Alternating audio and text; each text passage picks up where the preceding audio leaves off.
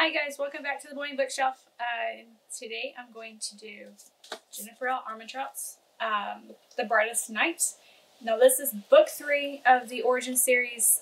I haven't reviewed on video for the first 2 books, so I'll probably give a little bit of an information about those 2 books. But so the Origin series is a spin-off from the first part of the series, or is a spin-off. The first series is called the Lux series, and Luke is part of that series. So the Origin series follows Luke. If you haven't checked out either one of these series, you don't have to read the Lux series before you read the Origin series.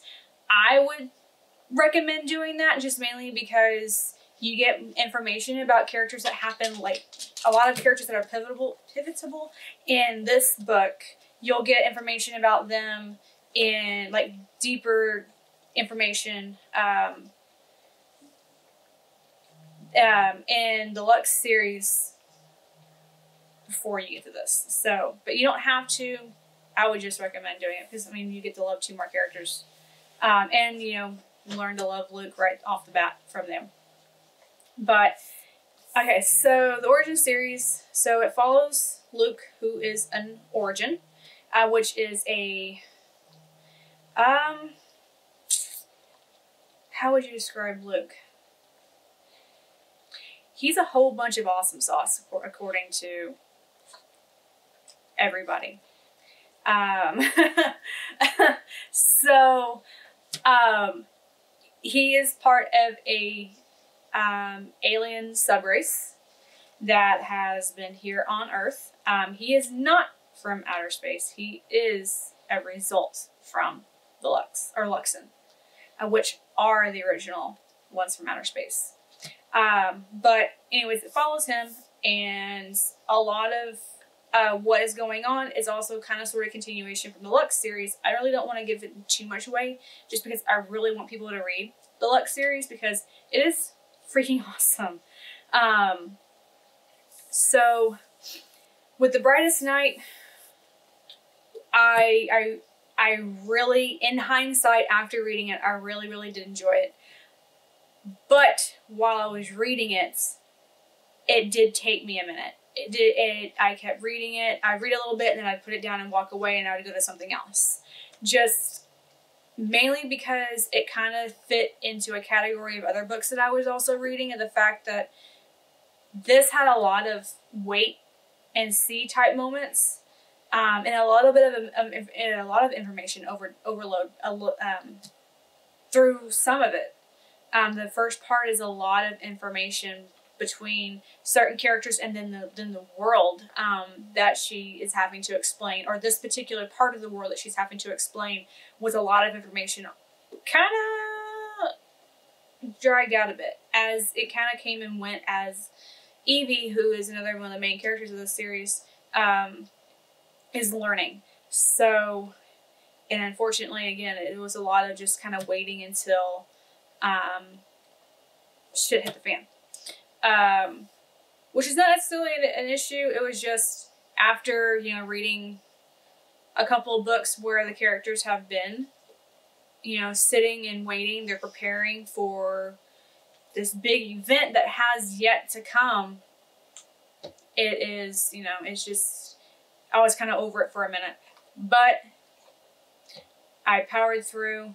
I was never going to book fail this, ever. I've never book failed any of Jennifer L. Armentrout's books, and like I said, never will. She's probably my 2nd favorite author. So I loved it. I love the fact that we got more of Luke and Evie.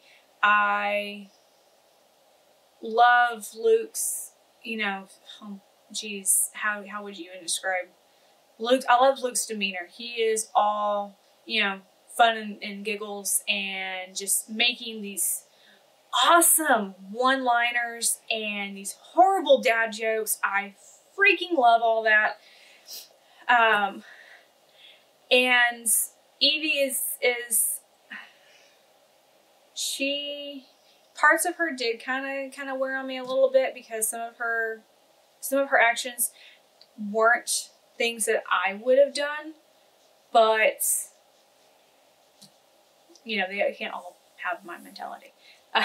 But anyways, but yeah, no, a lot of it was just kind of a wait and see, or we're learning type thing. Evie kind of learns more about her powers, and that's, you know, trial and error. There was a big event in the middle of the book that involved 2 characters from the Lux series, and I really don't want to give that away because it is kind of sort of spoilery. But just know that, wow, I think, wow, that was awesome. Thank you, Jennifer L. Armentrout, for doing that. Definitely, you know, a moment. But yeah, I will say the ending, oh my geez. Oh my geez. So, it was awful. I got to, like, last 2 chapters of this book, and then had to go and do adulting. And it was all like, things are happening and I can't leave this book, but I had to go and adult, and it sucked. And then when we were done adulting, like the next morning, I had to get up at 7 o'clock in the morning. I had a book full of clients that had to be done, so I needed to get to sleep. But I refused to go to bed until I was done with this book. And at hindsight, I shouldn't have. I should have just waited until the next day to finish it, because, oh my God. Like, I saw what was going to happen. Not necessarily the way that it did happen in the book, but I saw what was about to happen with one of the characters. And, like, I was mentally preparing myself for that issue. I knew something was going to happen, just didn't quite know how it was going to play out. And when it did play out the way that it did, let's just say, it was god-awful. Man, that's not even fair to do that and then make us wait next year, because these books have been coming out in October. I have now 11 months to wait to find out what the hell is going to happen.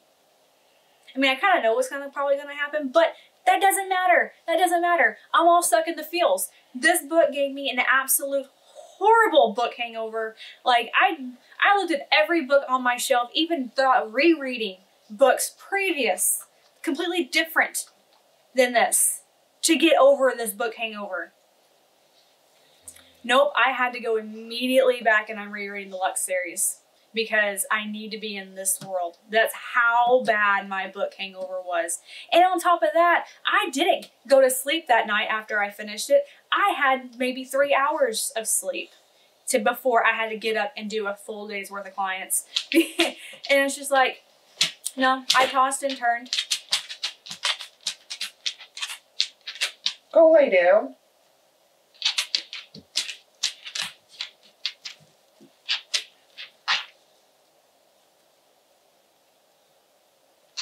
Anytime there, sweet cheeks. Sonny, head move. You know she crushes you all the time. Anyways, that's rude. But yeah, so like I only got 3 hours of sleep. We're having to tackle a whole day, all while trying to go to sleep, was thinking about this damn book and the characters. Oh my jeez. It was awful. No, don't take my bitching as if, you know, I'm unhappy. No, dude, I'm totally happy. Totally happy. Just, I don't want to wait. It's not fair. It was so horrible to wait. I'm impatient. I'm an impatient person. Why do I have to wait? Come on now. Can't these books just kind of come out really, really fast? It's okay. It's okay. I can reread the Lux series. I can start rereading the Origin series. So, but, and I'll just kind of have to just deal with it because, oh, God. But yeah, no, this is totally worthy.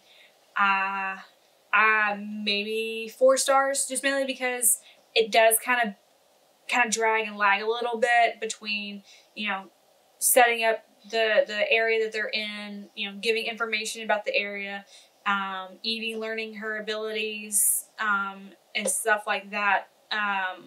And then it's just kind of waiting because they know that something's going to happen, but they don't know quite what, and it didn't happen the way everyone was expecting, and even I didn't expect it to go that way.